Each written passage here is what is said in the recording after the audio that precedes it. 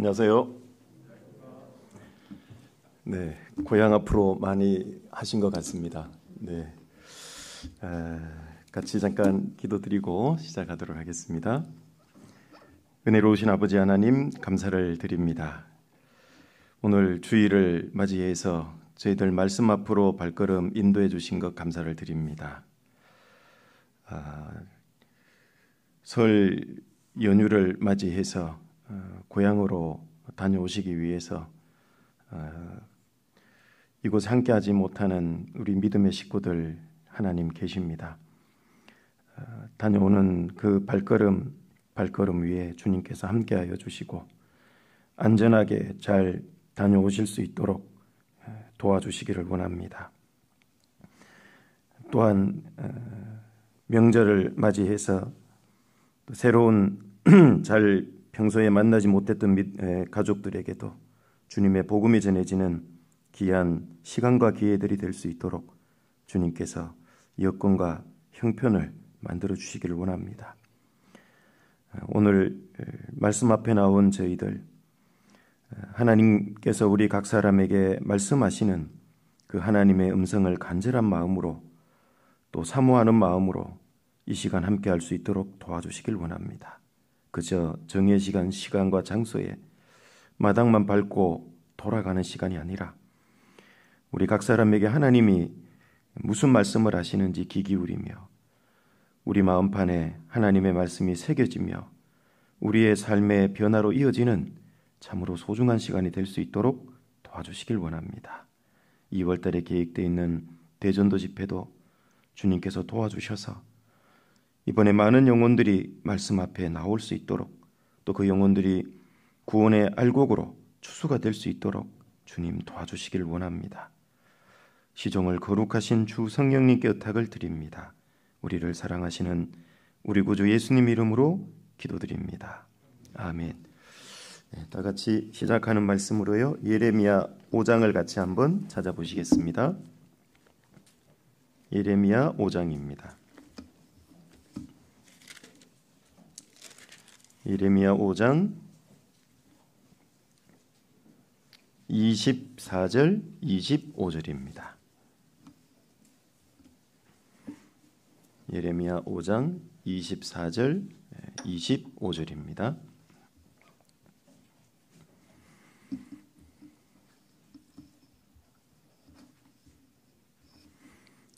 제가 읽도록 하겠습니다.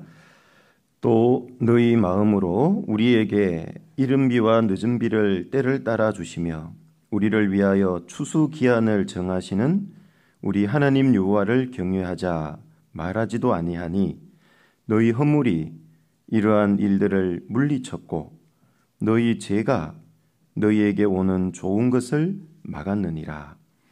네, 오늘은 풍성이 열매 맺는 교회 세 번째 시간입니다. 오늘 주제는 농부는 시기를 아는 사람이다. 이런 주제 제목을 한번 정해봤습니다. 시기를 구체적으로 말씀드리면 4대 키워드 갈고 심고 가꾸고 거두는 그 시기를 정확히 알고 있는 사람이 농부입니다. 영적인 농부인 그리스도인도 그 시기를 정확히 알고 있어야지만 이 가을에 우리나라로 말하면 가을이고 이스라엘로 말하면 이제 여름이 되겠죠. 많은 열매를 거둘 수 있게 되는 겁니다. 방금 읽은 본문 말씀에 보면 이스라엘 민족 특히 남유다 백성들은 그 추수 기한이 정해져 있다라는 걸 잘 몰랐다라는 거죠. 그래서 또 너희 마음으로 우리에게 이른 비와 늦은 비를 때를 따라 주시며 우리를 위하여 추수 기한을 정하시는 우리 하나님 여호와를 경외하자. 마땅히 이스라엘 백성은 이렇게 살아가야 된다라는 얘기입니다. 그런데 그런 것이 아니라 그 다음이 중요하죠. 말하지도 아니하니 이런 말조차도 안 하고 있는 겁니다. 마음은 말할 것도 없고 말이라도 마음이 부족하면 이런 말이라도 할 줄 알아야 되는데 그거조차도 안 하고 있다. 그러니까 이스라엘이 중심부터 끝까지 다 타락했다는 것을 잘 설명해 주고 있습니다. 하나님의 시간은 무한정 마냥 계속 주어지는 게 아니라고 성경은 말씀합니다. 여기 하나님께서는 이른 비와 늦은 비를 때를 따라 주신다. 왜 그러냐면 우리를 위해서 추수기한을 정해놨기 때문에 그렇습니다. 이른 비는 잘 아시는 대로 10월, 11월경에 내리는 비. 이스라엘의 보리나 밀이 밭 갈고 파종되는 시기. 늦은 비는 그 이듬해 4, 5월경에 내리는 비.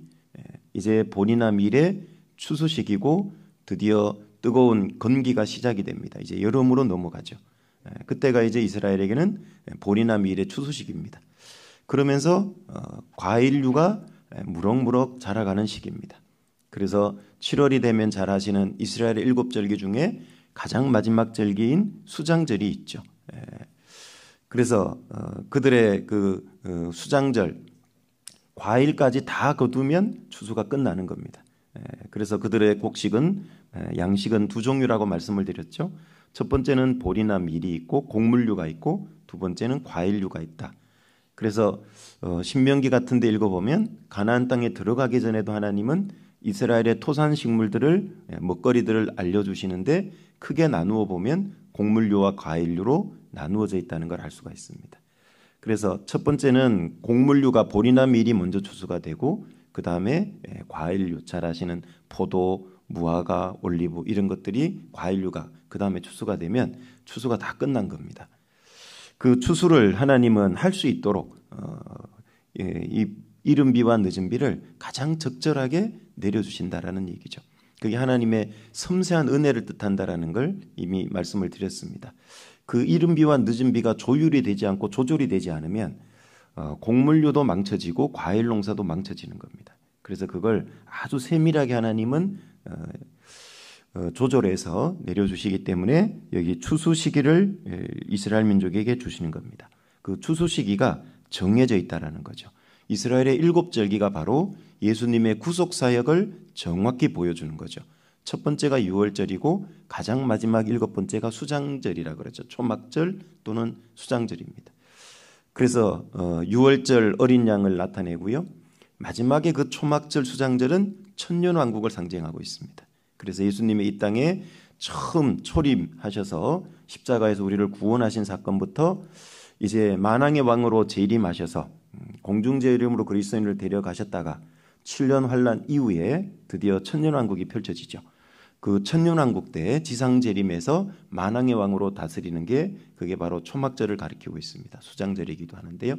예수님의 전체 구속사역을 이스라엘 7절기 속에 이미 교훈으로 담아두셨다는 걸 알 수가 있습니다.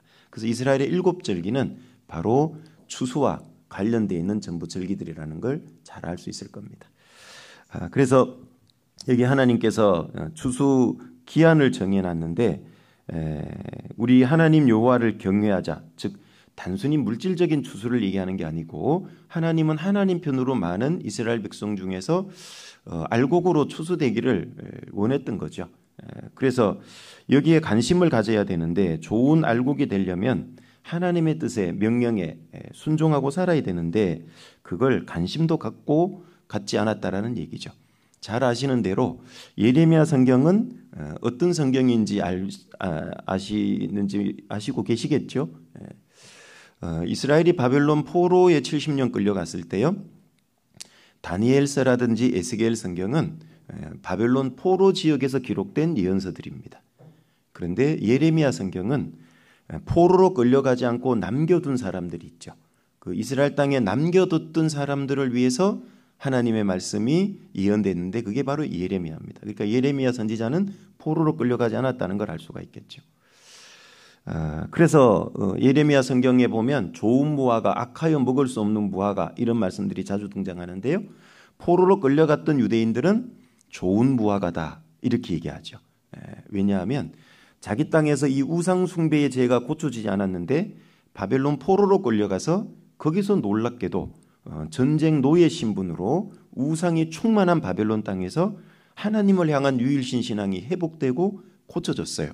그래서 좋은 무화과다 이렇게 얘기를 하고 더 놀라운 것은 자기 땅에 남아 있었던 사람들이 있죠. 포로로 끌려가지도 않았던 사람들은 오히려 더 하나님을 경외하고 포로로 안 끌려간 것에 감사하고 신앙이 더 회복됐어야 됨에도 불구하고 그러지 않고 오히려 더 좋은 여건 속에 있으면 신앙을 더 하나님께 감사하고 더 하나님께 앞에 잘 살아야 되는데 오히려 그 좋은 여건 속에 있다가 악하여 먹을 수 없는 무화가 된 겁니다.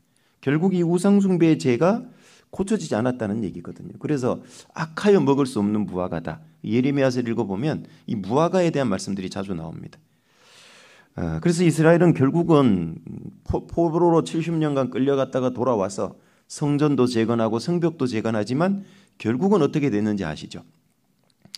불과 한 200여 년 흐르면서 말라기 BC 400년경에 마지막으로 기록됐죠.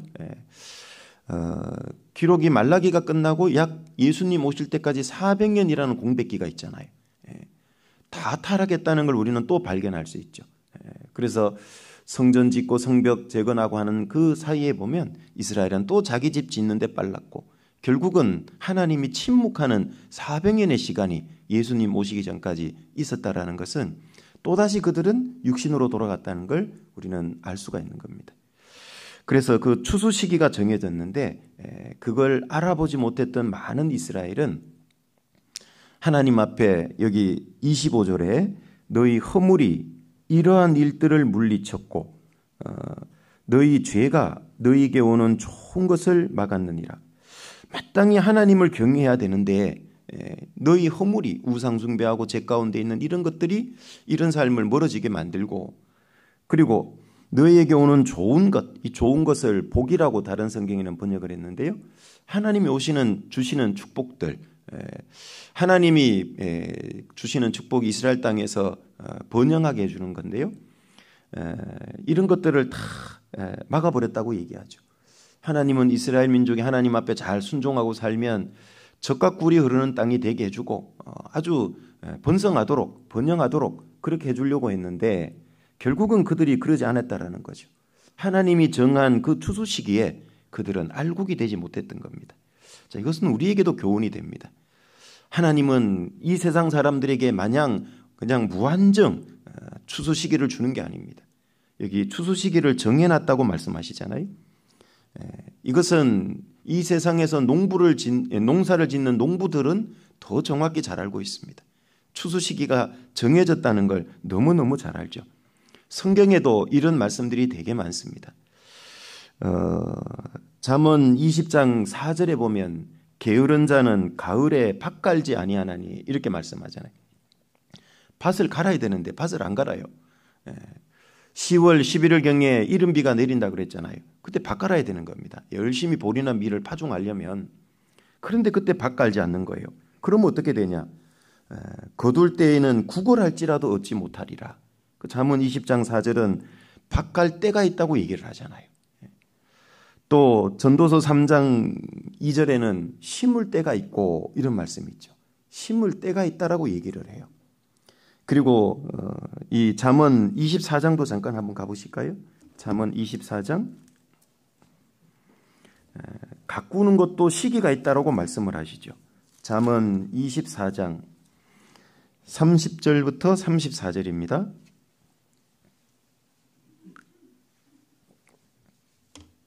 30절부터 34절 내가 정왕에 게으른 자의 밭과 지혜 없는 자의 포도원을 지나며 본즉 가시덤불이 퍼졌으며 거친 풀이 지면에 덮였고 돌담이 무너졌기로 내가 보고 생각이 깊었고 내가 보고 훈계를 받았었노라. 내가 좀 더 자자 좀 더 졸자 손을 모으고 좀 더 눕자 하니 네 빈궁이 강도같이 오며 내 곰핍이 군사같이 이르리라. 자, 가꾸는 것도 시기가 있다는 걸 알려주는 아주 중요한 말씀이죠. 솔로몬 왕이 증왕의 그 말은 일찍이 이런 뜻입니다. 게으른 자의 밭과 지혜 없는 자의 포도원을 지나면서 봤다라는 거예요.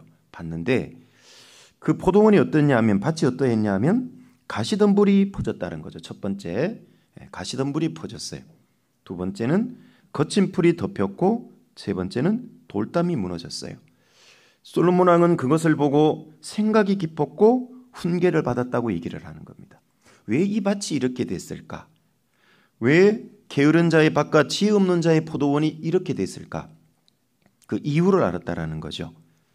생각을 해보고 깊이 묵상을 해보니까 이게 이렇게 돼서 이렇게 됐구나. 그걸 깨달을 수 있었다는 얘기죠.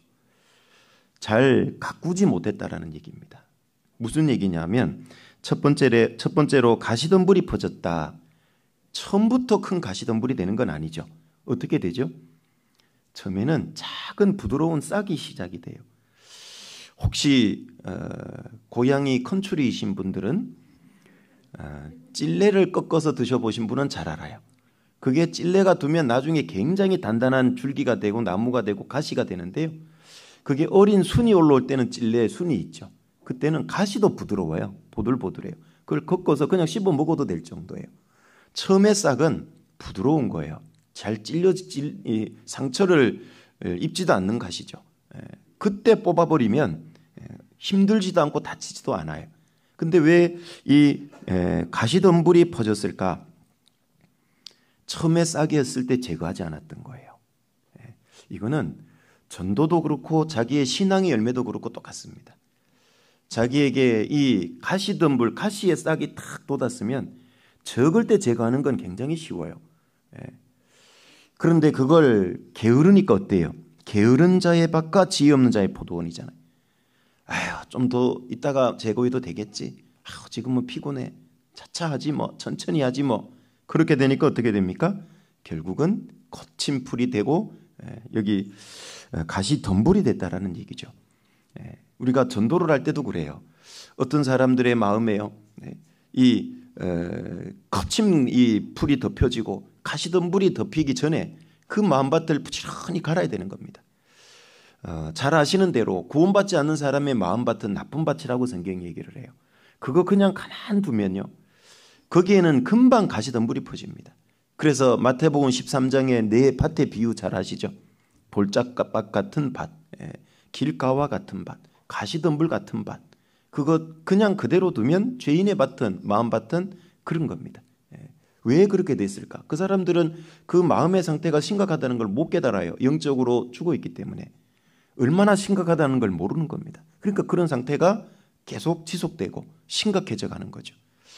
우리가 바로 그들의 마음밭을 열심히 부지런히 갈아야 되는 겁니다.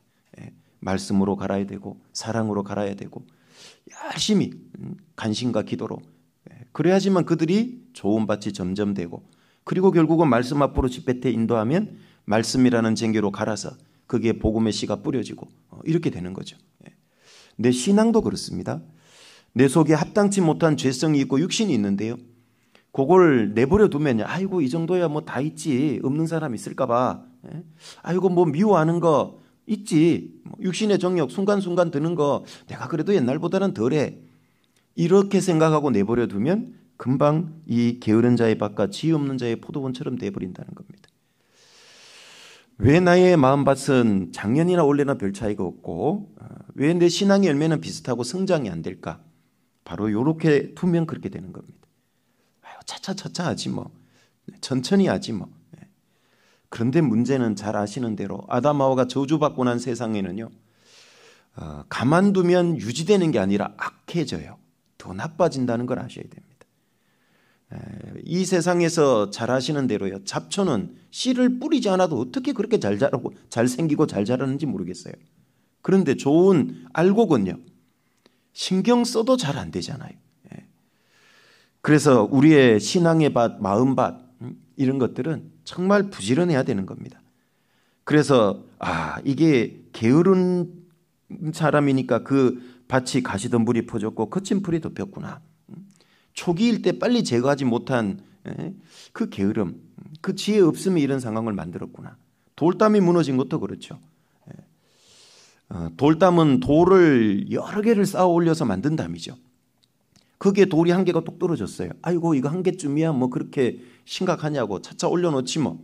그 사이에 또 하나 떨어지고 또 하나 무너지고 이제는 도적이 들어오고 짐승이 들어와서 그 과일을 해야 할 만큼 돌담이 무너져 버린 겁니다. 왜? 게으른 자의 밭이니까. 천천히 하지 뭐 차차 하지 뭐. 결국은 자기 그 밭에서 얻을 소출은 없다는 얘기죠. 자, 이 밭이 우리 개인의 마음 밭이고 신앙의 밭일 수도 있고 내가 전도해야 되는 밭일 수도 있다는 얘기인 겁니다. 그래서 잘 가꿔야 되는 겁니다. 시기적절하게. 가꾸는 것도 시기가 있다는 얘기죠. 놓쳐버리면 안 되는 겁니다. 가끔 그런 경우들 주변에서 보지 않습니까? 내가 열심히 전도하는데 내 사정, 내 형편 바쁘다고, 나에게 무슨 일이 있다고 잠깐 손 놨는데 그 사람이 다른 교회로 가버렸어요. 그런 경우들을 가끔 들어보잖아요. 때로는 내가 조금만 더 신경 썼으면 됐는데 그 사이에 그분이 돌아가셔 버렸어요. 그 시기를, 가꾸는 시기를 놓쳐버린 겁니다. 그리고 네 번째는 추수 시기도 있죠. 마가복음 4장 29절에 열매가 익으면 곧 낫을 대나니 이는 추수 때가 이르렀습니다. 이렇게 말씀하죠. 그러니까 시기가 있는 거예요. 갈고 심고 가꾸고 거두는데 시기가 있어요. 이 네 개 중에 어떤 거라도 우리가 시기를 놓치면 안 되는 겁니다. 그러면 가을에 거둘 게 없어요. 궁극적인 가을은 그리스도인에게 주님 재림할 때입니다. 그때가 되면 거둘 게 없어지는 겁니다. 이 세상에서도 농부는요, 아주 농사의 시기를 잘 분별해서 신기한 게 있어요. 혹시 들어보셨습니까? 24절기라는 얘기를 들어보셨습니까? 이제 좀 있으면 다가오는 절기가 하나 있죠. 이제 2월 초 되면 대개 찾아오는 절기. 24절기 중에 첫 번째 절기가 뭡니까? 입춘이 이제 멀지 않아 다가옵니다. 사계절 속에 보면 각각 6개의 절기가 들어있죠. 그런데 그게 어쩌면 그렇게 딱 들어맞는지 몰라요. 농부들은 기가 막히게 그 24절기를 잘 알아요. 그 24절기에 맞춰서 농사가 지으면 농사를 잘 짓도록 돼 있는 겁니다. 그러니까 농부들은 이 시기를, 때를 잘 분별하고 있는 거예요. 그래서 24절기라는 걸 만들어 놓고 거기에 맞춰서 농사를 짓고 추수를, 가꾸고 추수를 하는 겁니다. 구원받은 그리스도인도 더더욱 잘 분별해야 되는 겁니다. 농부뿐만 아니라 하다못해 이 세상의 농작물조차도요, 이런 무슨 상추 하나라도 봐보세요. 자기가 봄에 싹 틔워가지고 자라고 나중에 이제 가을이 들어오고 여름이 오면요, 거기 추대를 탁 올리고 그 씨를 맺으려고 노력하잖아요. 이런 작물 하나하나도 보면은 시기를 어쩌면 그렇게 잘 분별하는지 몰라요. 제가 앞에 교회에서 교회 텃밭이 있어가지고요, 거기 야채를 좀 길러봤는데, 물론 먹으려는 게 1차적인 목표는 아닙니다. 부수적인 은혜고, 그걸 지어보면 신앙의 어떤 교훈들이 참 많이 깨달아져가지고 한번 지어봤는데요. 이 하나같이 똑같이 시기를 알아요. 그 상추 쭉 심어놓으면요, 그 추대 또는 장다리 뭐 그러는데요, 추대가 이렇게 올라가잖아요. 꽃 피고 심해지려고. 거짓말같이 한꺼번에 올라와요. 하루 이틀의 차이는 있어도 시키지도 않았는데 하나같이 다 올라와요. 똑같이. 참 기가 막히죠 보면. 가을에 논바닥을 가보세요. 하나같이 그 이삭이 패고 거기에 나중에 곡식이 여물을 지어. 그 기가 막히게 알아먹는 거예요. 이 세상에 풀 한 포기도 작물 하나도 보면 시기를 정확히 분별해요. 하물며 그리스도인이 시기를 분별하지 못하고 산다는 건 참 어리석은 거죠. 하나님이 보여주신 실물 교훈이라고 생각을 합니다. 농부의 삶도 그렇고 작물 하나도 그렇고. 예수님은 어떠하셨을까요? 예수님도 시기를 가장 정확히 분별하신 분입니다. 이스라엘 민족에게 오시기 전에 가는 일부터 했죠. 하나님의 바친 이스라엘의 마음밭을 갈았어요. 어떻게 해요? 아니, 오시지도 않았는데 어떻게 마음밭을 가셨을까요? 한 사람을 먼저 보냈다 그러죠. 누구죠? 세례 요한입니다. 이스라엘 민족의 밭갈이 역할을 세례 요한에게 시킨 겁니다. 회개하라, 천국이 가까웠느니라. 그 밭갈이 하고 있는 겁니다. 회개의 세례를 전파했다 그랬죠. 구원의 세례는 예수님께 받고, 세례 요한은 바로 밭갈로 온 사람입니다. 이스라엘이라고 하는 하나님의 밭을 부지런히 갈아서 예수님께로 돌아오게 하려고 그 일을 했고, 또 예수님은 드디어 이 땅에 밭갈이가 된 이스라엘 땅에 복음의 씨를 뿌리러 오셨잖아요. 그래서 마태복음 13장 37절에 보면 좋은 씨를 뿌리는 이는 인자요, 이렇게 말씀하잖아요. 예수님은 씨 뿌리러 왔다는 거예요. 갈라디아서 4장 4절 5절에 보면요, 때가 참해, 이 때라는 게 나옵니다. 때. 이 성경에 보면은요, 때, 시간과 관련된 그 원어가 헬라어가 두 개로 나눠져요. 크로노스라고 하는 게 있고 카이로스라고 하는 게 있어요. 크로노스는 일반적인 우리가 아는 물리적인 시간을 나타내요. 그냥 24시간. 요거 있죠. 1년 365일. 그거는 크로노스라고 그래요. 물리적인 시간입니다. 그런데 이 때라는 얘기 중에 시간을 나타내는 단어가 또 하나 있는데요. 카이로스라고 하는 게 있어요. 그거는 무슨 시간을, 무슨 때를 나타내냐 하면 하나님이 역사하는 때, 일하시는 시기를 나타내는 시간의 개념인 겁니다. 그게 나눠져 있어요. 방금 때가 찼다. 갈라디아서 4장 4절에 마가복음 1장 15절에도 가라사대 때가 찼고 하나님 나라가 가까웠으니 그런 때들은 전부 어떤 의미를 갖고 있냐면 카이로스의 의미예요. 드디어 하나님이 일할 시간, 물리적인 이 365일이라는 시간, 24시간 시간 속에 하나님이 역사하시는 타임이 있다는 거예요. 그걸 구별해서 쓴 겁니다. 자, 우리는 지금 어떤 시기를 살아가고 있을까? 뭐 어제와 똑같은 24시간 하루, 뭐 작년과 똑같은 1년 이런 생각을 갖고 있지만 그렇지 않다라는 거죠.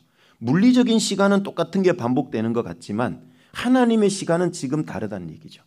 정말 말세지 말 주님의 재림을 향해서 마지막을 달려가고 있는 때, 그런 시간인 겁니다.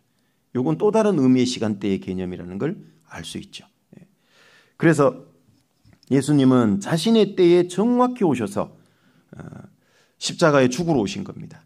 예수님이 오신 그 초림의 때는 여러 가지 면에서 참 적절한 때라고 그럽니다. 첫 번째는 정치적으로 가장 적절한 때예요. 왜냐하면 로마가 세계를 지배하고 다스리던 때거든요. 이제 그때 예수님이 십자가에서 돌아가셔야 그 로마는 모든 길은 로마로 통한다 그랬잖아요. 전 세계 복음이 가능해지는 겁니다. 정치적으로 가장 적당한 때에 오셨고, 두 번째로는 문화적으로도 가장 적절한 시기에 오셨다고 그래요.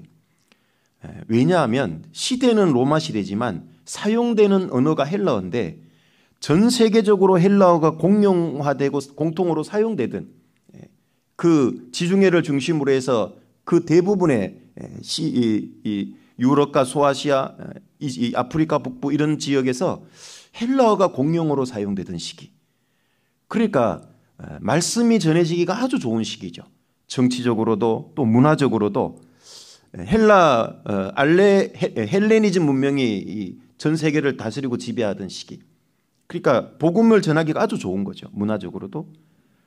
그리고 세 번째로는 종교적으로도 예수님 오시기가 가장 적절한 시기입니다. 왜 그러냐면 바벨론 유수 이후에 이 유대인들 가운데 어떤 일이 있었냐면 잘 아시는 대로 이 학자 그 에스라를 통해 가지고요 구약 성경 사본들을 모으고 그걸 이스라엘 민족에 가르치고 이런 일들이 시작되더라는 겁니다. 뿐만 아니라 바벨론 유수 이후에 주로 유대인 회당이 본격적으로 나타났다고 그래요. 그래서 유대인들은 세계에 흩어져 있어서 10명만 모이면 시나고그라고 하는 회당을 건설을 한 겁니다. 거기서 구약 성경 에스라가 중심에 돼서 모아놓은 것들을 계속 강론하고 가르쳐졌던 겁니다. 예수님이 십자가에 못 박히시고 완성된 복음은 사도들에 의해서 전해졌는데 주로 사도행전을 읽어보시면 무엇 중심으로 복음이 전해졌다는 걸 알 수 있죠. 사도 바울이 1차, 2차, 3차 전도여행이 사도행전에 나오는데 항상 유대인 회당 중심으로 복음이 전해지고 있다는 걸 사도행전을 읽어보면 잘 압니다. 회당에 가서 항상 바울은 터키에 갔을 때도 그리스 쪽 마게도냐 갔을 때도 계속 회당에 들어가서 전도를 하는 겁니다. 그래서 종교적으로도 예수님이 오셔서 복음을 완성하면 가장 적절한 시기, 잘 전해지는 시기라는 걸 알 수가 있는데 예수님이 그 시기를 놓치지 않으신 거죠. 가장 적절한 때 오셔서 복음을 완성하고 하나님 미랄로서 이 땅에서 죽어주신 겁니다. 예수님이 십자가에 돌아가시는 것도 가장 적절한 때 돌아가신 거죠. 예수님을 죽이려고 몇 번이나 유대인들이 노력했지만 나사렛에는 낭떠러지에 밀어서 떨어뜨리려고 했지만 예수님은 싹 지나가셨다고 그러잖아요. 요한복음 2장의 가나 혼인잔치에 육신의 어머니 마리아가 포도주가 떨어졌다 그러니까 예수님이 뭐라 그러죠? 내 때가 아직 이르지 않았다고 얘기하죠. 예수님은 정확히 자신의 때에 죽으신 겁니다. 언제예요? 유월절 어린 양으로. 그래서 오전 9시에 달려서 오후 3시에 정확히 돌아가신 겁니다. 유월절 어린 양 잡는 시간이 그 시간이잖아요. 그래서 출애굽기 12장에 유월절 어린 양으로 죽으셨다고 고린도전서 5장에는 정확히 언급하고 계시잖아요. 예수님은 한치의 오차도 없이 죽으실 때에 정확히 죽으시고 하나님의 미랄로 이 땅에 딱 와서 심겨드신 겁니다. 많은 열매를 맺기 위해서. 그리고 예수님은 또 반대로 이제 끝으로 죽으실 뿐만 아니라 오신다 그랬잖아요. 가셨다가 다시 이제 영영 안 오시는 게 아니라 반대로 오세요. 그런데 예수님이 오시는 때도 정확히 예수님은 그때를 놓치지 않습니다. 마태복음 24장 36절에 보면은요, 그날과 그때는 아무도 몰라요. 사람들이 아버지만 아시느니라. 하나님이 작정한 정확한 때에 예수님은 재림하실 겁니다. 늦어지는 것처럼 보여도 늦어지지 않습니다. 하나님이 작정한 때, 그때 오시는 겁니다. 그러나 시기, 날짜 안 가르쳐줬지만 그 날과 때는 안 가르쳐주셨지만 징조는 가르쳐주셨잖아요. 마태복음 24장, 누가복음 21장에 징조는 가르쳐주셨어요. 준비하라고. 그리고 이제 예수님 오시고 나면 요한계시록 3장 10절에 보면 전무후무한 대환란의 시대가 옵니다. 하나님은 정확히 이때를 맞춰서 움직이시는 분인 겁니다. 그래서 하나님은 추수 시기를 정하시는 분인 겁니다. 이방인의 추수 시기가 마냥 영원히 지속되지 않습니다. 얼마 남지 않았다라는 걸 성경의 모든 예언들이 가리키고 있죠. 준비를 해야 된다는 얘기인 겁니다. 마찬가지로 예수님도 이러하셨던 것처럼 영적 농부인 그리스도인도 어떻게 돼야 될까요? 시기와 때를 정확히 알고 있어야 되는 겁니다. 분별할 수 있어야 된다는 얘기죠. 누가복음 12장으로 가보겠습니다. 누가복음 12장입니다. 누가복음 12장 54절부터 57절입니다.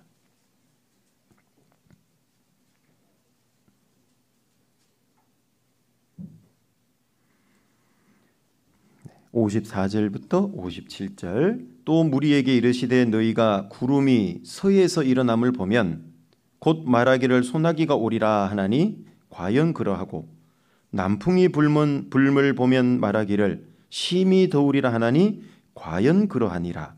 외식하는 자여 너희가 천지의 기상은 분별할 줄 알면서 어찌 이 시대는 분변치 못하느냐. 또 어찌하여 옳은 것을 스스로 판단치 아니하느냐. 이스라엘에게 하신 말씀입니다.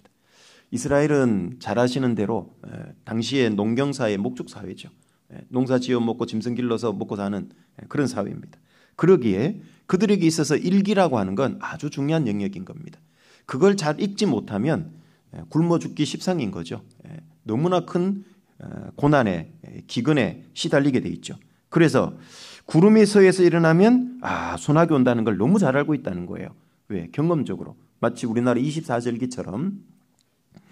왜? 서쪽이 이스라엘은 지중해잖아요. 거기서 구름이 발달한다는 건 수증기가 많이 증발했다는 얘기죠. 거기서 서풍이 불어오면 수증기를 잔뜩 먹은 구름이 오니까 이제 이스라엘 땅에 와서 이 잘 아시는데 이스라엘 중심 북쪽에서 서쪽까지 고원지 되잖아요. 거기 부딪히면 비가 연결돼서 쏟아지는 겁니다. 넘어가지 못하고. 그래서 서쪽에서 구름이 일어나면 좀 있으면 소나기 오겠다. 경험적으로 알고 있는 거고, 남풍이 불면 말하기를 심히 더우리라. 이스라엘 남쪽은 잘 아시는 유대 광야 사막입니다. 뜨겁습니다. 아주 덥습니다. 거기서 바람 불어오면 말할 것도 없죠. 뜨거운 바람이 불어와요. 메말라요. 그럼 어떻게 해야 될까요? 농작물 관리도 잘해야 되고, 그렇죠? 더위도 피할 준비도 해야 되고. 그것은 너무 너희들이 잘 분별하고 있지 않냐, 예수님이. 그런데 정작 중요한 이 시대는 왜 분변치, 즉 분별을 못하고 있냐 그 말이에요. 이 어리석은 자들아. 지금 어떤 시대냐. 메시아가 왔다는 거죠. 예수님 시대. 이제 회개에 합당한 열매를 맺고 하나님의 백성으로 올바르게 살아가야 된다는 거죠. 그럼에도 불구하고 이 시대를 분변치 못하고 여전히 아직도 구약 유대교 모형과 그림자에 매여 있으면 되냐 그 말이에요. 실체가 왔는데 그럼 분별을 못하고 있는 거잖아요. 이건 우리에게도 동일하게 적용되는 말씀이죠. 예수님이 오신 지가 벌써 2000년이 다 됐습니다. 이제 주님 재림할 때가 너무 가깝죠. 그러면 시대를 분별해야 된다는 이 말씀은 우리에게도 똑같이 적용됩니다. 당시의 유대인들이 그 예수님을 받아들이고 하나님 편에 속해야 되는 것처럼, 그리고 구별된 삶을 살고 또 다른 사람에게 이 메시아를 전해야 됐던 것처럼 우리 시대도 어떻습니까? 재림 메시아가 임박한 시대잖아요. 주님 재림. 그럼 어떻게 살아야 될 거냐? 시대 분별하라 그 말이에요. 여기 단순히 먹고 사는 거 이거 잘 분별하는 것 물론 이것도 중요합니다. 왜? 예수님이 떡으로만 살 것이 아니요 그 말씀은 떡도 중요하다 그 말이에요. 먹고 사는데. 그런데 더 중요한 게 뭐냐 그 말이에요. 말씀으로 사는 게 더 중요하다는 거죠. 이 시대의 사람들이 참 이 이스라엘 민족이 먹고 사는 천지의 계상 분별 잘한 것처럼요. 야 어디에 투자해야 수익을 많이 올리냐. 지금 이 시기는 야 아무리 봐도 달러야 금이야 은행 적금보다는 그리고 부동산이 좀 낫지 않겠어? 이런 건 너무 잘 알아요 사람들이. 그게 천지 계상 분별하는 거예요. 이스라엘 사람들이 그 당시에 어떻게 해야 잘 먹고 살까? 우리 시대에도 이런 건 너무 예민하잖아요 사람들이. 그런데 정작 시대의 징조는 분별 못해요. 이러면 되냐 그 말이에요. 그리스도인이 잠시 후에 주님 오면 다 놓고 갈 건데 그렇게 살면 되냐 그 말이에요. 영원한 걸 위해서 좀 살아야 되지 않냐. 그래서 이거 분별 못하면 뭐예요? 이게 뭐 외식하는 자라고 예수님은 얘기하는 거죠. 외식하는 자요. 56절에 겉으로는 하나님 잘 섬기는 것 같은데 속은 뭐냐? 맨날 먹고 사는데 마음 뺏겨 있는 거죠. 육신의 욕구에 사로잡혀 있는 거죠. 겉으로는 유대교 잘 하나님 믿고 거룩한 제사 드린 것 같고 율법 잘 지키는 것 같은데 속을 들여다보면 완전히 육신이다 그 말이죠. 그걸 외식이라 그러죠. 마지막 시대를 살아가는 그리스도인이 이럴 수 있는 거예요. 겉으로는 주일날 와서 예배드리고 안 빠지고 봉사 직분 맡아서 봉사할 수도 있고 헌금도 하고 하지만 그 중심을 보면 완전히 세상에 젖어 사는 거예요. 세상의 소망을 두고 살아가요. 주님이 주가 아니라 세상의 주가 돼 있는 거예요. 그렇게 살면 안 된다는 얘기죠. 그게 외식이라고 얘기하는 겁니다. 그래서 지금은 영적인 농부인 그리스도인은 시대를 잘 같은 말입니다. 분별하고 분별해야 되는 겁니다. 지금이 어떤 시기냐? 그 옛날 이 사울 왕에서 다윗 왕 쪽으로 하나님께서 왕위를 옮기려고 하나님이 작정하신 거잖아요. 그런데 그 사무엘 상하를 좀 읽어보시면은요, 사울 왕도 처음에는 겸손했죠. 그런데 나중에 점점 교만이 싹 터가지고 무슨 아이들 찬송가처럼 싹 트네 싹 터요 내 마음에 사랑해야 되는데 싹 트네 싹 터요 내 마음에 교만이. 안타깝게도 그러면 싹 텄으면 빨리 초기 아까 뽑아버려야 된다 그랬잖아요. 그거 못 가꾼 겁니다. 그걸 방치하고 내버려 두니까 어때요? 하나님 말씀에 불순종해놓고도 자기는 순종 잘했대요. 아말렉 진멸하라니까 사무엘이 진멸했냐? 진멸 다 했습니다. 그런데 이 짐승의 소리는 뭐냐니까 그건 하나님께 제사 드리려고. 그게 순종한 거냐고. 마귀는요 아주 영악합니다. 여러분 잘 보시면 사울은 그 아말렉과의 전쟁에서 승리했다고 생각하고 있죠. 자기는 승리감에 도취된 거예요. 그래서 그 승리했다는 기쁨을 또 자랑을 하려고요. 그 좋은 짐승 가져와 가지고 나 이렇게 이겼고 우리 이스라엘에게 이만큼 많은 걸 내가 부를 가지고 왔다 자랑하고 싶었겠죠. 자기는 승리했다고 생각하니까 자기의 영광을 얻고 싶었겠죠. 겉으로 보이는 전쟁에는 승리했지만 사울 왕이 어떻게 됐죠? 영적인 전쟁에는 완전히 철저히 패배했다는 걸 못 깨닫고 있잖아요. 교만하면 그렇게 됩니다. 겉으로는 마귀가요 육신적인 승리는 딱 줘요. 영적인 승리는 철저히 패배시켜버립니다. 못 이기게 해요. 하나님이 볼 때는 승리한 게 아니에요. 사울은 철저히 패배했던 겁니다. 우리에게 마귀는 딱 그렇게 다가옵니다. 달콤한 거 몇 개 딱 줘요. 그래서 그 기쁨에 도취되게 만들어요. 그런데 영적인 건 완전히 패배시켜버리는 겁니다. 마귀가 그만큼 교활합니다. 우리는 깨어 있어야 되는 거예요. 특히 마지막 때요. 마귀는 더욱 교활해졌어요. 아시죠? 옛 뱀, 사탄 마귀가 지금은 뭘로 바뀌어졌다죠? 큰 용이 내어 쫓겨 있고 두루 다니면 산길자를 찾는 우는 사자가 돼 있어요. 옛 뱀이 사자가 돼 있어요. 큰 용이 돼 있다고. 얼마나 더 교활하고 얼마나 더 설친다는 걸 알 수 있겠죠. 그리스도인이 무뎌져 있으면은요, 그건 못 깨닫습니다. 마귀의 뱃속에 들어가 있는데도요, 자기가 그게 마귀 뱃속인지 하나님의 은혜 속인지 못 깨달아요. 마귀가 주는 예수님께 시연했잖아요. 천하만국과 영광 보여주고 나한테 절만해, 이거 다 주겠다고. 보는 사람도 없잖아. 예수 한쪽 눈만 살짝 감아봐. 기가 막혀 이거. 세상의 즐거움, 영광 맛을 못 봐서 그런가 본데 살짝 맛만 봐. 예수님은 끝까지 말씀으로 이기잖아요. 그런데 뭐 살짝 맛보는 거 괜찮겠지. 누가 보는 사람도 없는데 살짝 뭐 타협하지 뭐. 그 한 번이 잘 아시죠? 그 아담 하와의 그 한 번의 타협, 그 죄가 온 인류를 영원한 멸망이라는 죄악의 구렁텅이에 밀어넣었다는 거 아시죠? 구원받은 그리스도인이요, 엄청나게 큰 죄 지어서도 시험에 들고 신앙이 망쳐질 수도 있지만은요, 꼭 그렇지도 않습니다. 작은 죄 하나가 신앙을 망쳐놓을 수 있어요. 죽은 파리가 향기름으로 악취가 나게 한다. 그 죽은 파리 한 마리가 그 비싼 향기름을 하나님께 제사 드리고 할 때 쓰는 그 귀한 향기름을 썩게 만든다 그 말이죠. 아니, 죽은 파리 한 마리가 떨어졌다고 어떻게 그렇게 될 수 있을까? 그런데 그걸 잘 보면 플라이스예요. 파리들입니다. 죽은 파리 한 마리 떨어졌는데 아이고 그까짓 거 괜찮겠지. 그 내버려 두다 보니까요, 또 한 마리 똑 떨어져 죽었어요. 아이고 뭐 2마리 정도야. 3마리 4마리 되니까 같이 그게 곰팡이 나고 썩어버리는 겁니다. 그럴 수 있다는 얘기죠. 천국은 마치 어떤 여자가 가루소말 속에 갖다 넣어 전부 부풀게 한 누룩과 같다. 아니, 누룩 조금 넣었는데 그게 뭐 큰 문제 되려고 좀 지나니까 다 부풀게 되잖아요. 그 누룩은 죄를 의미하잖아요. 작은 거 하나를 용납하면은요, 큰 게 망쳐지는 겁니다. 큰 게. 마지막 시대를 살아가는 그리스도인에게 마귀는요, 대문으로 들어오지 않습니다. 금방 들통나죠. 그래서 마귀는 대문으로 들어오지 않고, 사람은 차를 타고 다니는데 마귀는 뭘 타요? 틈을 타고 다닌대요. 그 틈으로 싹 들어오기 때문에 모르는 겁니다. 대문으로 들어오면 그거 누가 모르겠어요. 그런데 마귀는요, 수제자 베드로의 모습으로도 나타날 수 있는 거예요. 뭐 가룟 유다처럼 그렇게 나타나는 게 아닙니다. 그거는 초보 마귀. 그런데 고등 마귀는 수제자 베드로처럼 주여 그리 마옵소서.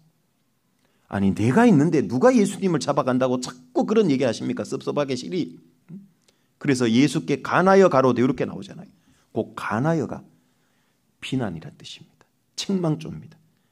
그래서 영어 성경에는 rebuke 이렇게 나오는데요, 비난했다는 거예요. 예수님 참 자꾸 섭섭한 말씀 하시네. 내가 검객인 건 모르시나? 칼을 얼마나 잘 쓰는 건 모르시나? 왜 자꾸 죽으신다고 그러냐고. 마귀는요, 수제자의 베드로의 모습으로도 변장해서 나타날 수 있다는 걸 아셔야 돼요. 다양한 모습으로 다가올 수 있습니다. 마귀가 뿔 달린, 10뿔 달린 모습으로 나타나면 그거 구별 못할 사람 어디 있어요? 거짓말같이요, 거룩한 모습으로 나타나요. 그거 아시죠? 성전에도 우상이 세워진 거 아세요?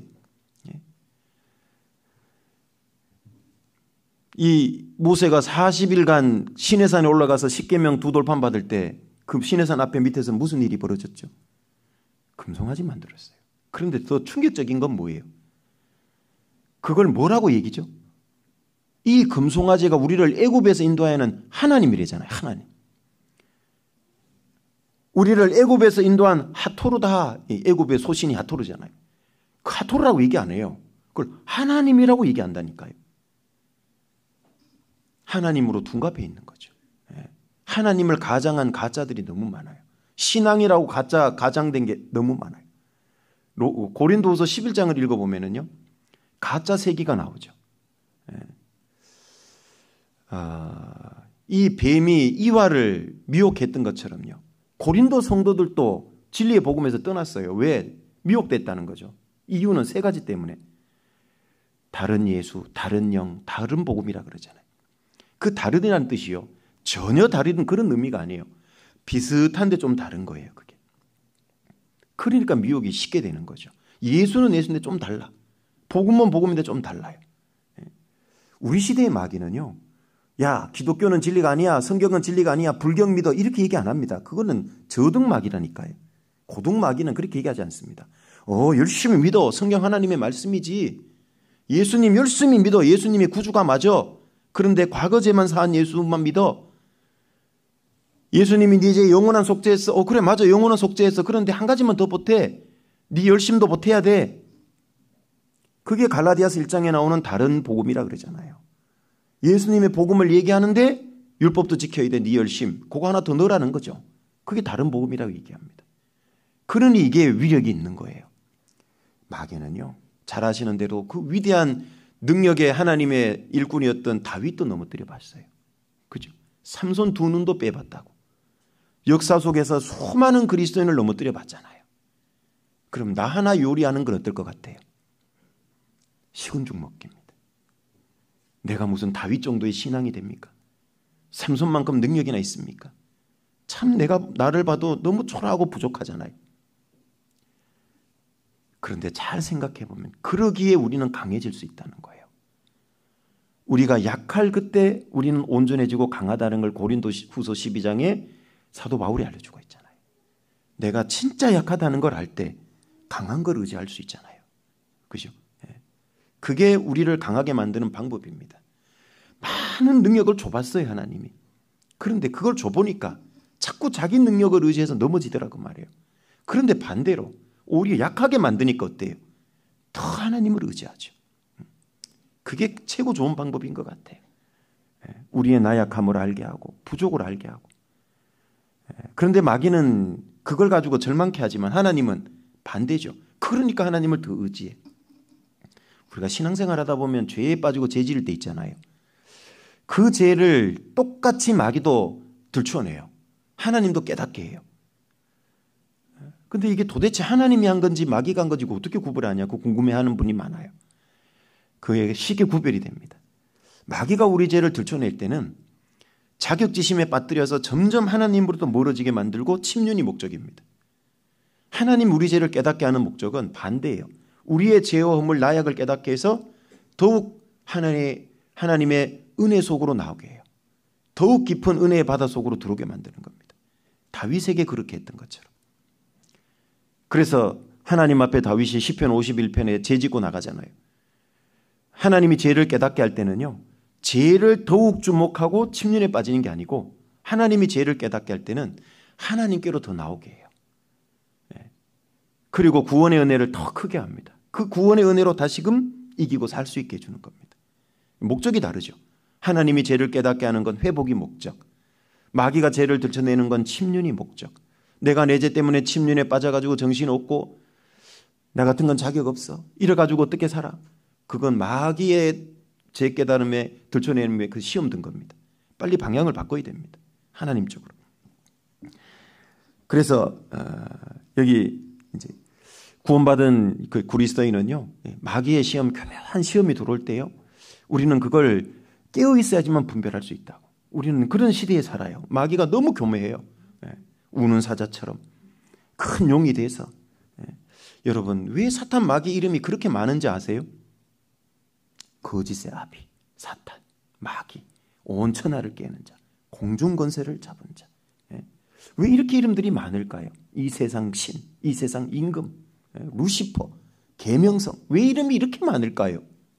생각해 보셨습니까? 그만큼 마귀의 역사가 다재다능하다는 뜻이에요. 그런 마귀가 이 마지막 시대에 나를 대면하고 있습니다. 여러분, 지금 내 코앞에서 묶어놓지 않은 사자가 으르렁거리고 물려고 해요. 졸 분 계세요? 네? 주무실 분 계세요? 정신 똑바로 차려도 살까 말까인데 그 자리에서 졸고 있으면 어떻게 되겠어요? 물리는 겁니다. 그렇죠? 네. 큰 용이 지금 예를 들면 막 아나콘다 이런 게 입을 벌리고 나를 물려고 앞에 있어요.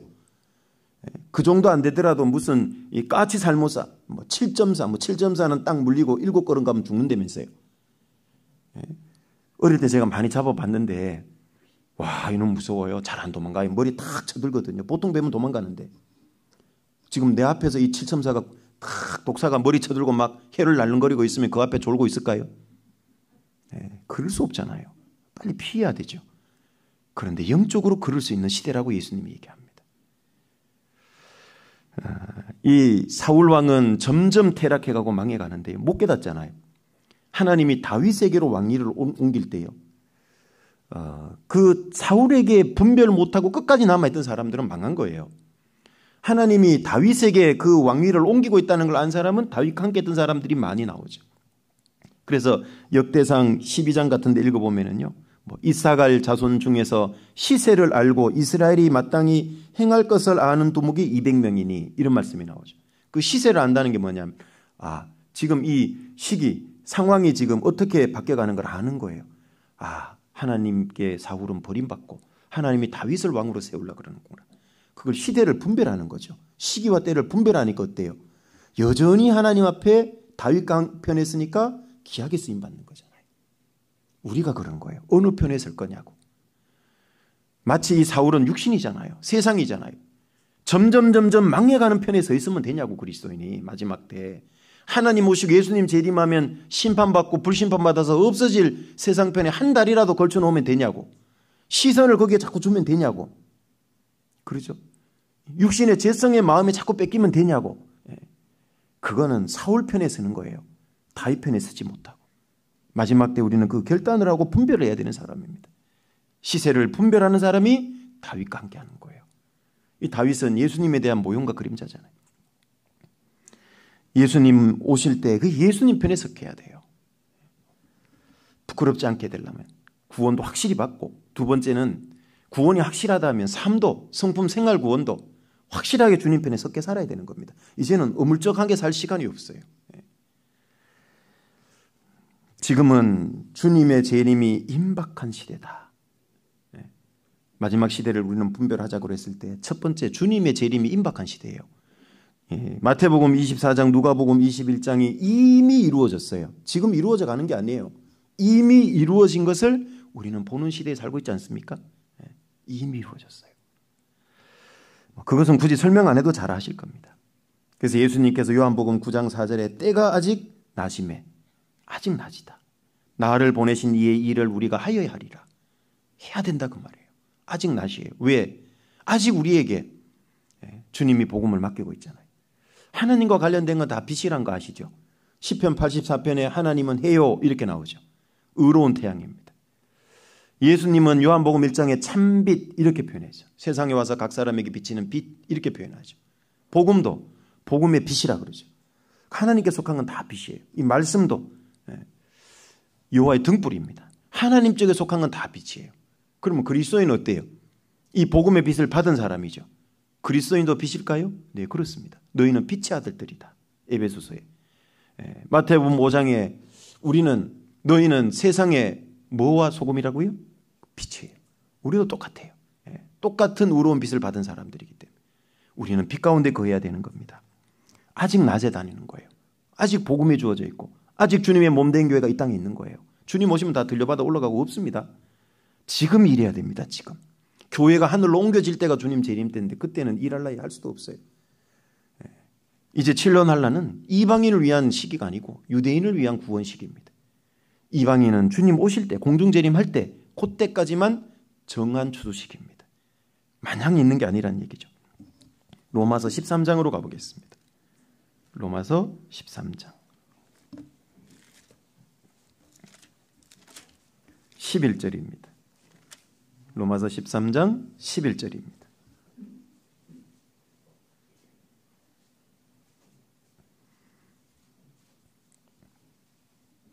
로마서 13장 11절부터 14절입니다.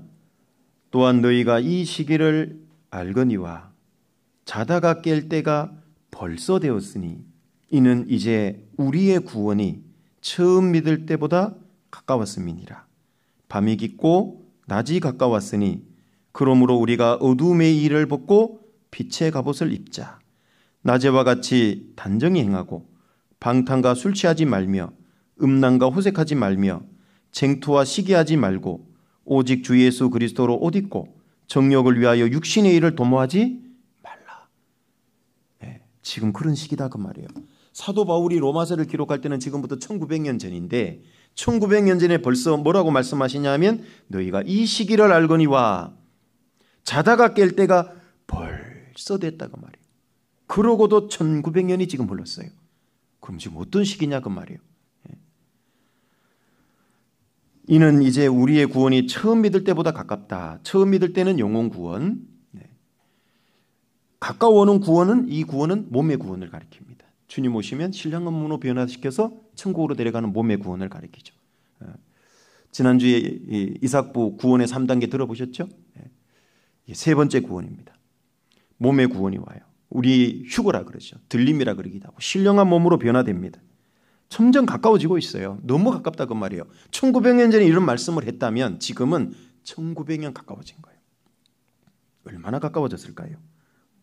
12절 밤이 깊고 낮이 가까웠으니 그러므로 우리가 어둠의 일을 벗고 빛의 갑옷을 입자. 왜? 빛의 아들들이니까. 이제 잘 자기를 살펴봐야 됩니다. 빛의 갑옷을 입어야 돼요. 그러니까 의로운 삶, 빛된 삶을 가리킵니다. 이제 어둠에 속한 거, 남 몰래 살금살금 짓는 죄가 있다면 벗어야 되는 겁니다. 왜요? 우리를 구원해 주신 은혜와 사랑이 너무 커서 그런 거예요. 그리고 그걸 전할 시간이 얼마 안 남아서 그런 거예요. 그죠? 네. 여러분, 이 세상에서요, 세월을 아껴나 때가 가라 그랬잖아요. 가장 비싼 시간을 쓰는 사람들이 누굴까요? 그 생각 안 해보셨습니까? 이 세상에서 가장 비싼 시간을 사용하는 사람들이 누굴까요? 그리스도인들입니다. 우리가 쓰는 시간은 예수님의 생명의 핏값이 지불된 시간입니다. 아십니까? 그리스도인으로서의 시간, 삶을 살게 한 거예요. 가장 비싼 시간을 써요. 이 세상의 모든 값을 지불해도 예수님의 피 한 방울을 살 수 없는데 그 예수님이 모든 피를 흘려서 우리를 구원하셨다. 그래서 그리스도인으로 살게 하신 거잖아요. 그럼 우리는 예수님의 핏값이 지불된 시간을 쓰고 있는 걸 아셔야 돼요. 그렇기 때문에 함부로 시간 엉뚱한데 육신적인 데 쓰면 주님 앞에 가면 호되게 책망받을 겁니다. 내가 너를 위해서 흘린 피가 너한테는 그까지 육신의 죄를 짓는 거 그것만도 못하더냐. 물으실 겁니다. 주님. 반드시. 우리는 그래서 정신을 차려야 됩니다. 너무나 큰 은혜를 받은 사람들이니까. 주님 앞에 가서 그 책망 안 당하시려면, 내가 지금 잘못 살고 육신에 빠져 있는 거 있다면 이제는 여기 어둠의 일을 벗고, 어둠의 일은요 밤에 이루어지는 거잖아요. 몰래 살금살금 짓는 거예요. 욥기 11장 11절에 악한 일은 상간치 않으시는 듯 하나 그 다음 뭐예요? 다 보시느니라. 다 보고 있어요. 지금도 기록되고 있어요. 아세요? 기념책이 있다 그랬잖아요. 말라기 3장에. 구원받고 나서 하나님께 기념이 될 만한 일은요 기록을 해요. 그런데 어떤 사람 기념책, 하나님이 그리스도의 심판대에서 상 줄 때 뭘 근거로 줄까? 그 기념책입니다. 그 상 받을 행실이 그 기록되기 때문에 그래요. 서울 중보교회 아무개 형제, 아무개 자매 상 좀 주자 하고 하나님이 그리스도의 심판대 앞에 우리 각각 섰는데 딱 펼쳤는데 서울 중보교회 아무개 형제 구원받고 죽다. 중간에 내용이 없어요.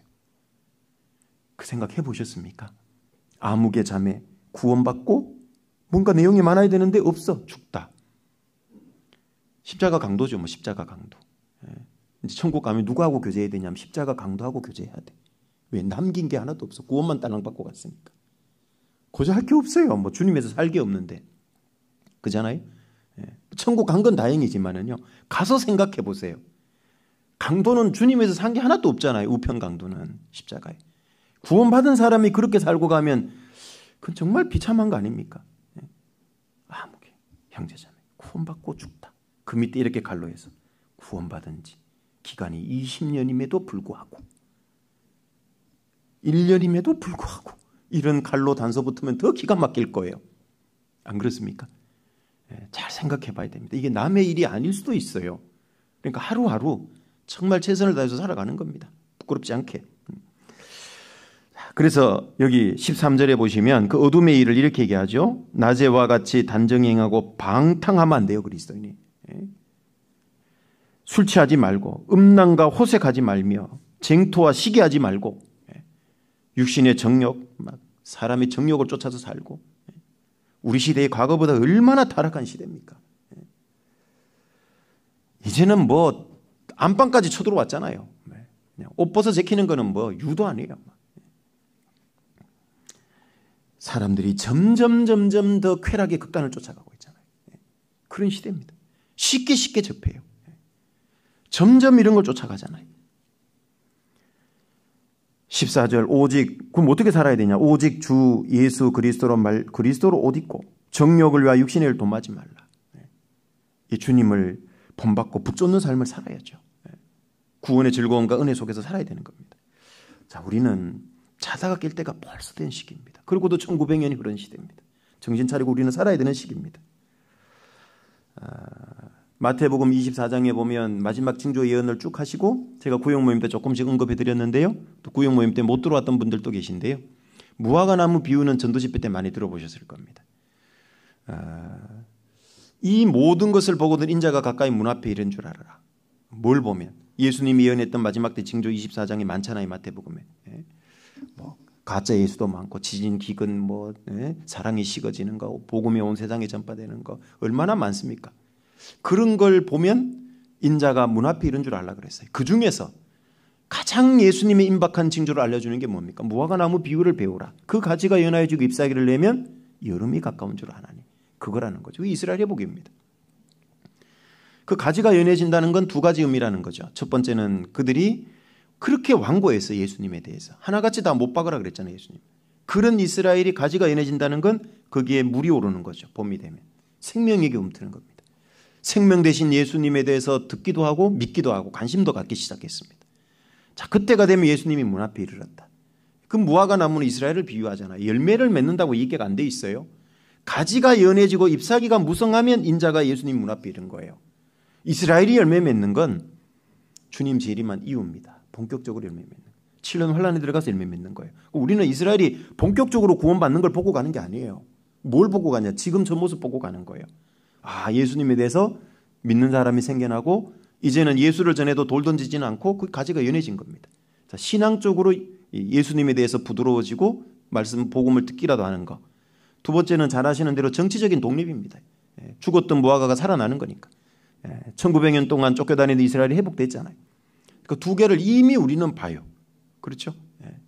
자, 우리는 이스라엘 회복이 정치적으로 신앙적으로 독립하고 회복되는 게 예수님이 문 앞에 온 징조라면 그 이스라엘 중에서 예루살렘 회복은 문고리 돌리고 있는 징조예요. 열고 들어오시려고. 그래서 여기 누가복음 21장 잠깐 보시면요. 이스라엘 회복뿐만 아니라 예루살렘 회복을 말씀하고 있다는 거죠. 누가복음 21장 24절입니다.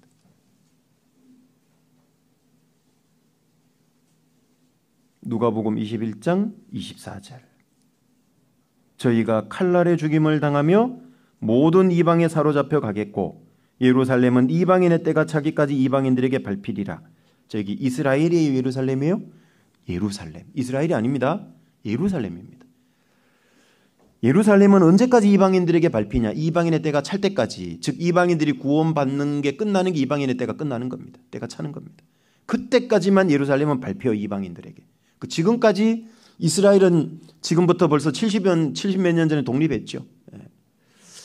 1948년이니까요. 그런데 예루살렘 독립은 안 됐던 거예요. 왜냐하면 1948년 5월 14일 날 이스라엘을 유엔에서 독립시켜줄 때 예루살렘만큼은 독립 안 시켜줬어요.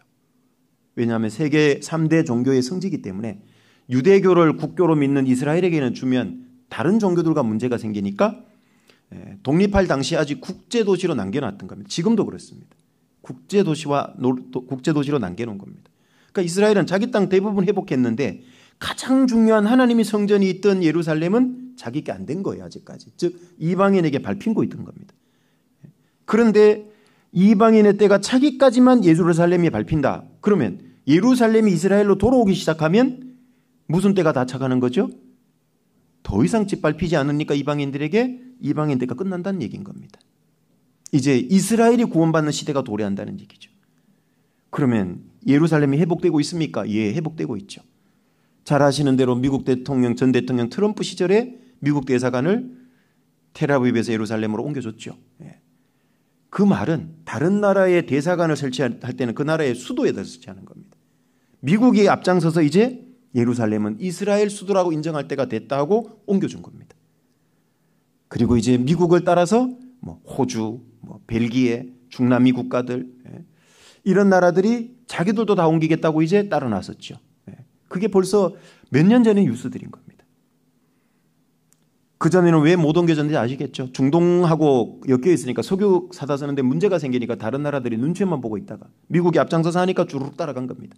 그 말은 예루살렘이 이제 이스라엘의 수도로 인정받기 시작한 겁니다. 짓밟히던 게 곧 끝난다는 얘기입니다. 이거는 뭔 징조입니까? 이제 무화과나무 회복 정도가 아니고 예루살렘 회복이 되고 있어요. 마지막 하나 남은 곳. 예수님이 예언한 이 말씀이 이루어져요. 이제 문고리 잡고 돌려서 밀기만 하면 들어와요. 그만큼 가깝다는 걸 알려주고 있잖아요. 우리는 이걸 분별할 수 있는 사람들이잖아요. 그런데 우리가 세상에 넉넉고 있고 육신의 정욕에 빠져서 시험 들어오고 그렇게 살면 되겠냐고 말해요. 지금 시기가 어떤 시기인데. 까딱 잘못하면 잘 아시는 대로 고린도전서 3장에 보면 주님 앞에 가서 신앙생활이 평가되는 걸 공력을 시험한다 그랬죠. 공력을 시험할 때는 불로 시험한다 그랬죠. 그 사람에게 불이 지나가는 게 아닙니다. 고린도전서 3장 잘 읽어보세요. 우리가 지혜로운 건축자와 같이 터를 닦아두는데 그 터는 예수 그리스도라 그러고 그 위에 어떻게 집을 세울 건가 조심하라 그랬잖아요. 풀과 집과 나무로 세운 사람은 불로 채우면 호로록 타버리죠. 금이나 은이나 보석으로 지은 사람은 오히려 더 정금이 되고 빛나는 거죠. 공력은 하나님 앞에 어떻게 살았냐 공과를 뜻해요. 정말 구원받은 사람으로서 보답하는 삶을 살았냐 똑바로. 그걸 시험할 때 불로 시험할 때. 만약에 풀과 집과 나무로 지은 건 뭐예요? 자기 육신을 위해서 살았고 자기 육신의 만족을 위해서 신앙생활한 거고 이런 것들이라면 부끄러운 구원이라 그랬잖아요. 벌거벗은 구원인 겁니다. 가끔 뉴스에 보면 예전에요. 목욕탕에 불나가지고 막 속옷바람으로 쫓아나오는 사람들이 있죠. 그죠? 그 뉴스나 이렇게 옛날 거 보면요. 야, 주님 오실 때 그리스도인이 저러면 안 되는데. 겨우 부끄러움만 가리고 나온 것처럼 겨우 구원만 받아가지고 주님 오시면 그렇게 서면 우리가 되겠냐 그 말이에요. 그래서 지금은 어떤 시기냐. 예수님이 문고리 잡고 돌리고 있고 밀기만 하면 들어와요. 그래서 로마서 11장에 잘 보시면 이 누가복음 21장과 같은 말씀인데요. 로마서 11장 25절입니다. 로마서 11장 25절입니다.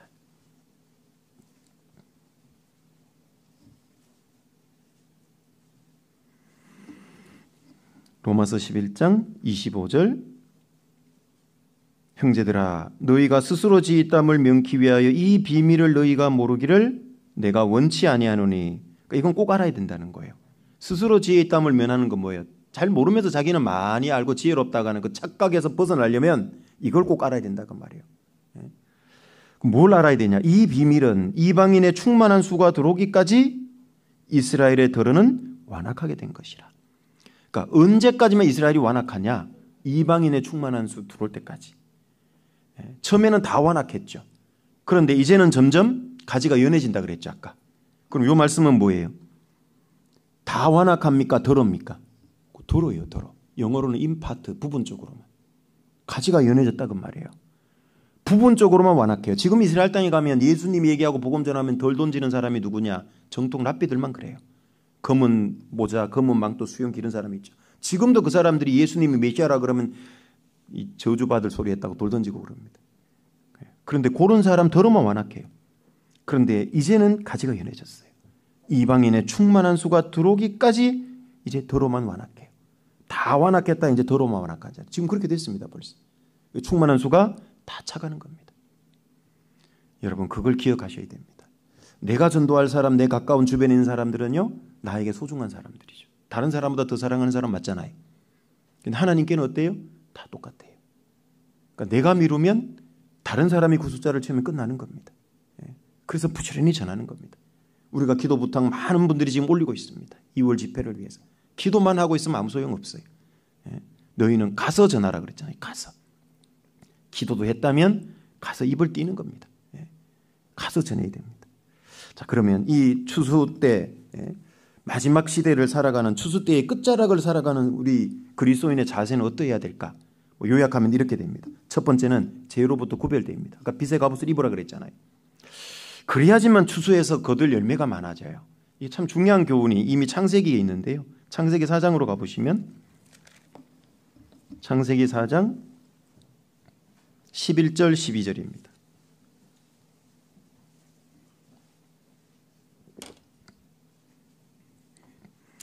창세기 4장 11절 12절 중요한 좀 교훈인 것 같아요.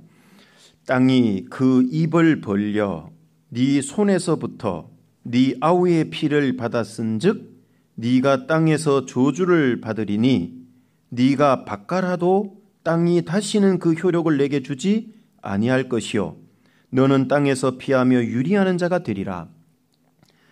어떤 사람이 아무리 밭갈아도 거둘 게 없냐? 여기 잘 읽어보면 교훈이 있죠.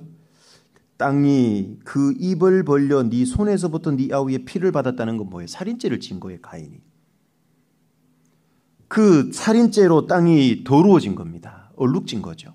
그러니까 네가 밭갈아도 다시는 그 효력이 나지 않는다.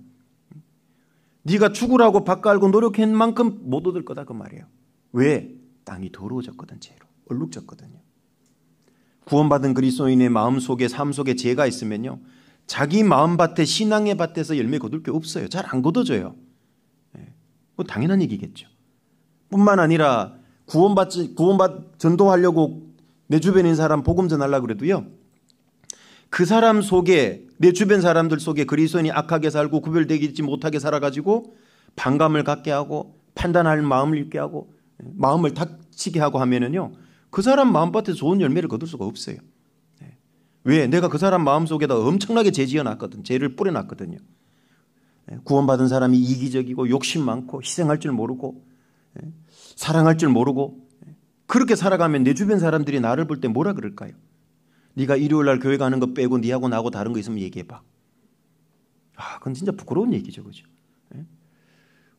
새해가 들어서 마음 먹고 좀 이제 신앙생활 하려고 기도를 딱 했는데 교회 다녔어? 이거는 정말 기가 찬 얘기죠. 그리스도의 향기가 전혀 안 났다는 얘기죠. 그렇게 살면 안 되는 거잖아요. 이게 죄로 말미암아 밭이 더러워지면 소출이 안 생겨요.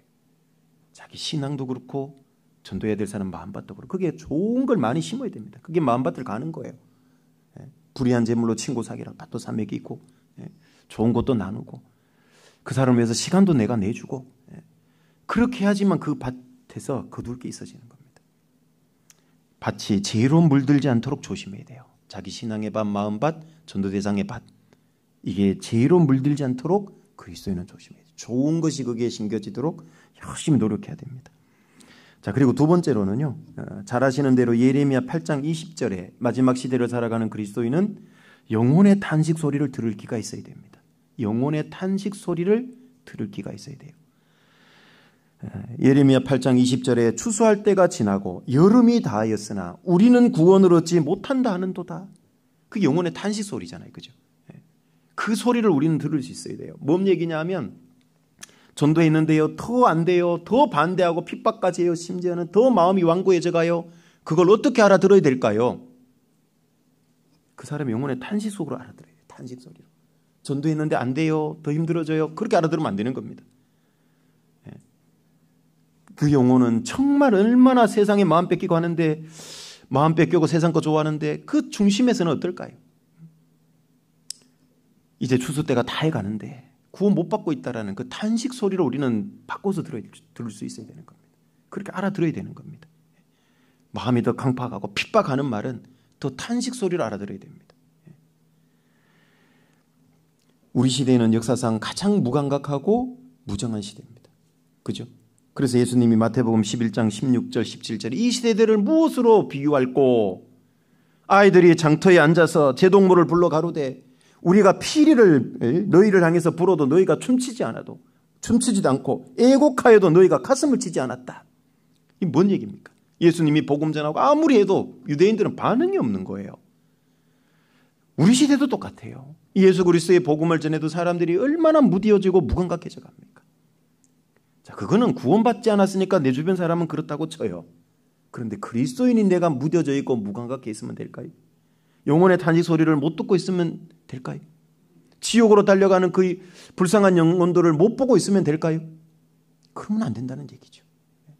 마지막 시대 세상이 그러하다고 해서 그리스도인마저 무감각하고 무반응하고 무디면 되냐고 말이에요. 어떤 분은 이런 말씀을 듣고 해도요. 호박에 침주기? 그러면 안 되겠죠. 그리고 세 번째로 부지런해야 됩니다. 부지런해야 됩니다. 잠언 10장 가보시죠. 잠언 10장 5절입니다. 잠언 10장 5절입니다.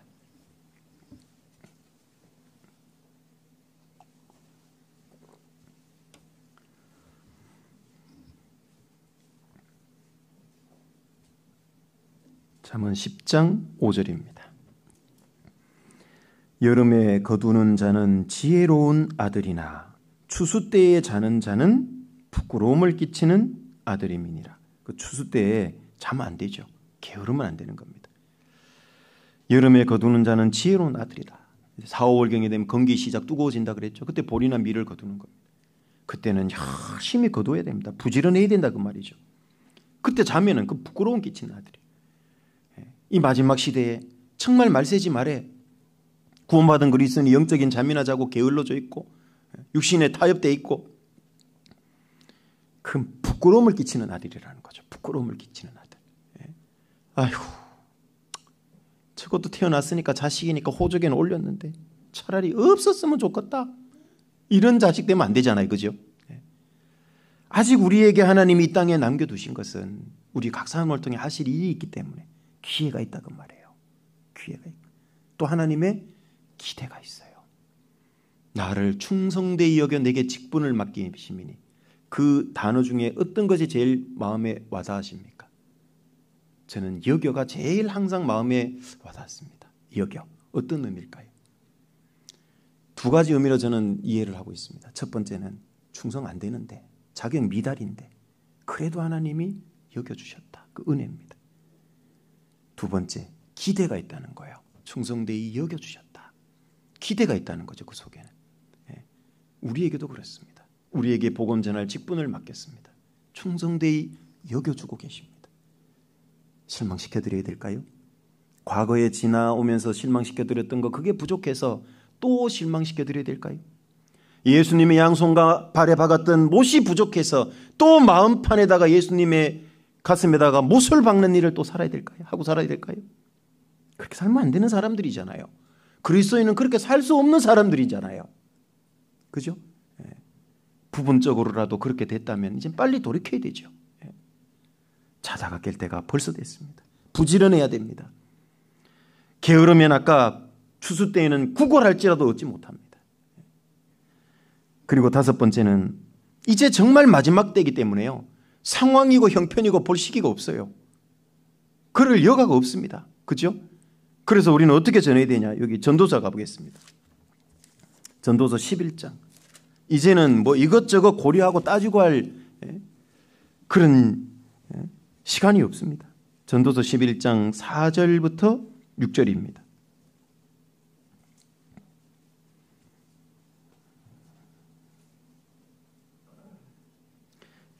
11장 4절부터 6절입니다. 풍세를 살펴보는 자는 파종하지 아니할 것이요 구름을 바라보는 자는 거두지 아니하리라. 바람의 길이 어떠한가 아이 벤 자의 태에서 뼈가 어떻게 자라는 것을 내가 알지 못한 같이 만사를 성취하시는 하나님의 일을 내가 알지 못하느니라. 너는 아침에 씨를 뿌리고 저녁에도 손을 거두지 말라. 이것이 잘 될는지 저것이 잘 될는지 혹 둘이 다 잘 될는지 알지 못함이니라.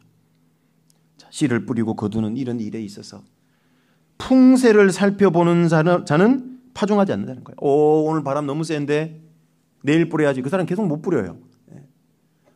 왠지 비가 올 것 같은데 다음에 거둬야지. 계속 못 거둡니다. 이 사람. 왜? 그게 핑계거리가 되니까. 특히 우리 시대는 어때요? 풍세를 살펴보고 무슨 바람 핑계대고 구름 핑계대고 안 된다 그 말이에요. 언제 그런 거 다 따지면서 전도하냐고. 이제는 그런 걸 고려할 시간이 별로 없다는 얘기인 겁니다. 적극적으로 해야 된다. 적극적으로. 그러면서 5절에 뭐라고 얘기합니까? 바람의 길이 어떠한가 아냐 그 말이에요. 어디로 불어서 어떻게 역사하는지 모르잖아요. 이걸 요한복음에는 성령으로 난 자가 이와 같다 그랬잖아요. 바람이 어디로 와서부터 어디로 가는지 모른다 그랬잖아요. 성령으로 난 자도 이와 같다는 건 마치 성령이 바람처럼 역사한다는 거예요. 언제 어느 때 어떻게 역사할지 모르니까요. 우리는 최선을 다해 복음 전하면 돼요. 그래서 복음 전하다 보면 그 마음속에 성령의 바람이 한번 확 지나가면 구원받는 겁니다. 그렇죠? 그리고 아이 벤 자의 태에서 뼈가 어떻게 자라는 걸 우리가 알 수 없다고 얘기했잖아요. 하나님이 자라게 하는 겁니다. 하나님. 내가 전도를 하다 보면 이게 어떻게 될지 지금 상황이 더 악해지고 잘 안 되는 것 같아도 물러서지 말라 그 말이에요.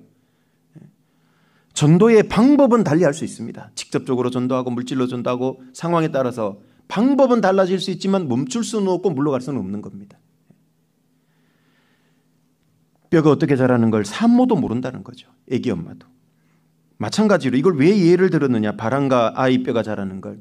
만사를 성취하시는 하나님의 일을 네가 알지 못하느니라. 하나님이 어떻게 일을 하실지 우리가 어떻게 알아요? 그러니까 우리 편에서 할 걸 최선을 다해서 하고 있어야 된다는 얘기죠. 그래야지만 하나님이 언제라도 역사하실 수 있는 거예요. 내가 할 일을 하지 않고 있으면 하나님의 역사가 그만큼 더뎌질 수 있다 그 말이죠. 풍세 핑계 대지 말고 구름 핑계 대지 말고 그러면서 6절에 아침에 씨를 뿌리고 저녁에도 손을 거두지 말라. 아침 저녁으로. 부지런하라는 얘기죠. 이것이 잘 될지 저거 될지 둘 다 잘 될지 우리는 모르는 겁니다. 그죠? 그러니까 열심히 하는 겁니다. 열심히. 이런저런 핑계 대지 말고. 이제는 그럴 시간이 없어요. 그래서 디모데후서 4장 1, 2절에 잘 아시잖아요. 하나님 앞과 산자와 죽은 자를 심판하실 그리스도 예수 앞에서 그의 나타나실까 그의 나라를 두고 엄히 명하노니 이만큼 엄한 명령이 없어요. 성경에. 참 엄한 명령이잖아요. 그 다음에 뭐예요? 2절에 너는 말씀을 침묵하라 전파하라. 두 때로 전하래요. 두 때. 어떤 때죠? 때를 얻을 때든지 못 얻을 때든지 두 때로 전하래요. 그러니까 핑계가 없다고 말이죠. 이제는. 그죠? 왜? 시간이 얼마 없어요. 그래서 마지막 시대를 살아가는 사람은요. 이제 때를 얻든지 못 얻든지 전파해야 돼. 이런 거 저런 거 고려하고 물러설 기회가 없어요. 부지런하게 최선을 다해야 됩니다. 이제 추수 때가 오면 어떻게 됩니까? 마태복음 13장에 보면요. 세상 끝이 추수 때라 그랬잖아요. 추수하면요. 알고고 모아 곡간에 들이고 가라지는 불태워버린다 그러잖아요. 그게 심판이잖아요. 추수 기한을 정해놨다는 걸 우리는 기억을 해야 됩니다. 마냥 있는 게 아닙니다. 그래서 농부는 시기를 분별할 줄 아는 사람, 시기를 아는 사람입니다. 갈고 심고 거두는, 가꾸고 거두는 그 시기를 아는 겁니다. 우리도 그러므로 깨어있는 정말 영적인 농부가 돼야 됩니다. 그래야 가을에 많이 거둡니다. 기도하겠습니다. 은혜로우신 아버지 하나님 감사를 드립니다. 오늘 풍성의 열매 맺는 교회의 세 번째 시간, 영적인 농부인 그리스도인으로서 저희가 시기를 잘 분별할 수 있도록 미리 말씀해 주신 것 감사를 드립니다. 이 마지막 때, 이 추수 때, 말세지 말에 시기를 잘 분별해서 부지런히 밭 깔고 심고 가꾸고 거둬서 많은 알곡들이 주님께 영광 돌릴 수 있도록 도와주시고 우리 각자의 신앙의 열매도 풍성히 맺어서 더욱 하나님을 영광스럽게 드리는 우리 서울중복교회 모든 형제 자매님들이 될 수 있도록 도와주옵소서. 주 예수님 이름으로 기도드립니다. 아멘.